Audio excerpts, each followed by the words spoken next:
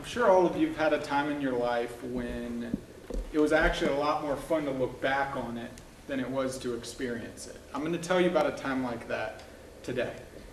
The setting. Spring break 5 years ago. Had a great time road tripping through Mexico with one of my best friends in the world, dear friend, who is getting here in about 30 minutes. I wanted him to be able to see the speech, but you all can see it for him. This is the story of how we got from Mexico to the United States. Starts out midnight the night before. We had delegated. I had packed the bags, he was packing the car. Now while I packed the bags, my friend said, hey, I'm going to run over to the convenience store, grab a soda. Great. About 15 minutes later, there's a knock on the door of the house where we're staying. I open it to my friend. He says, hey man, I locked the keys in the trunk.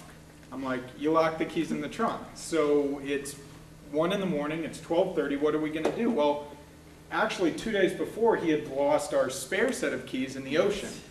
So what could we do? Well, we called a locksmith who, through our accents, could tell very clearly that we were American tourists. He charged us over $100 to come out and unlock the car. Skip forward to the next morning, get up at 5:30 and we drive. Skip forward to 11:15. We arrive at the border. Now our thinking is 11:15, it's about 500 yards, 30 minutes to 45 minutes should be a reasonable amount of time. We get in line. We wait and wait and wait and wait. It's like standstill traffic, but with people hawking puppies and cleaning our windshield with dirty rags that obscure our view, people trying to pour paint thinner on our car when we didn't give the third windshield cleaner money. There was a man who sidled over, sat down in a wheelchair, wheeled it out, and then began begging.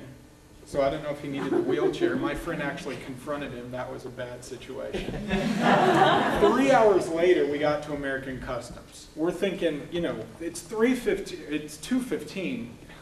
This is unbelievable.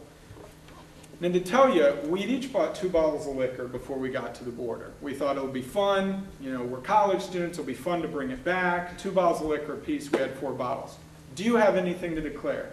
Yes, sir. Yes, ma'am. We have 4 bottles of liquor. All right. Tell you what, we're going to randomly search your car. Pull out everything. They pulled out everything. Every item we owned was strewn out all over the driveway. Every bit of shirt, every boxer, every pant, everything we owned, and they found not 4 bottles of liquor, but 6 bottles of beer and 16 bottles of liquor. Unbeknownst to me, my dear friend, who I should say still is a dear friend, when he went to the convenience store had bought 12 additional bottles of liquor and wrapped them up individually all over our luggage, so it looked like we were trying to hide it. The border guard came up to the car and he said, you gentlemen have 2 options. He said, 1, we prosecute you right now. 2, and I'm in a good mood today, you go pour out every single bottle in that sink while I watch, and I'm going to enjoy it. What'll it be? Of course, being 2 good college students, 2 sober college students, we said, oh, we're really excited to be able to pour out our liquor. It took us 15 minutes to pour it out. 15 minutes. They were like tears pouring into the sink. When that ended, he said, all right, you boys are home free. You're good to go. I will say one thing, though. He said that sticker on your windshield and that sticker on your license plate, you needed to get those taken off when you were in Mexico. And he said, and if you don't get them taken off, you're never going to be able to go back into Mexico, which I wanted to do. So what did we do? We U-turned.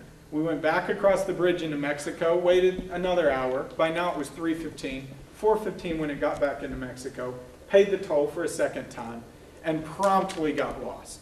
We got so lost in that town, we ended up in a back alley. There are no dumpsters in Mexico. We ended up in a back alley, and we had no other choice but to seek out a man who did not look so gainfully employed to ask him for directions. He told us where the migration office was. He ran alongside our car the whole way, and then when we got there, he ran in front of the car, got a mad face, and said, you no go until you pay me. So we paid him some money in freight. Then we got in line at the migration office. Now, the migration office line, we were car number 15. The reason I know is because we had plenty of time to count the cars.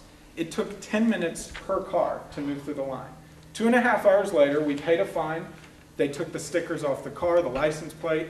I said, is that everything? Oh yes, everything done. Are we good? Everything done. I said to my friend, let me make sure. Ran into the office, it wasn't everything.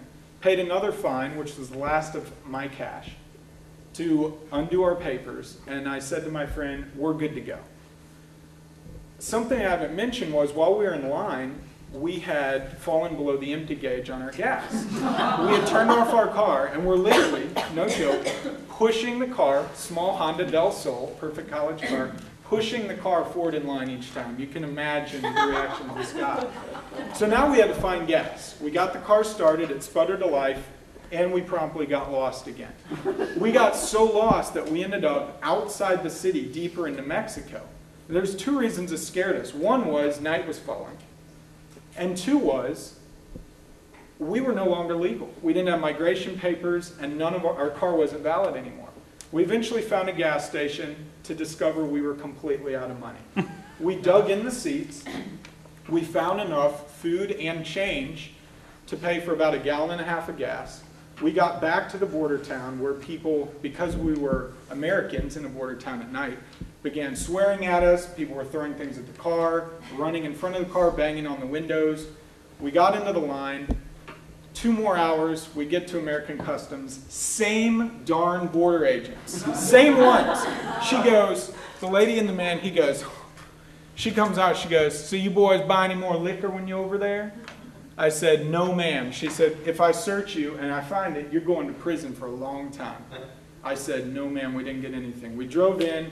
7:15 p.m., 8 hours later, we were home free in the United States. Now the story should end there, but 2 days later, I get a call from my dear friend. Hey man, you'll never guess what I found. What'd you find? A bottle of liquor they didn't find in our luggage. I was not happy. However, we did get to toast with that bottle 5 years later at my wedding, so it turned out to be worth it. So what's the lesson? A, NAFTA does not apply to average citizens. And B, if you ever want to cross from Mexico to here, just remember you may be an enophile, but you've never drank as much in a day as I've poured out.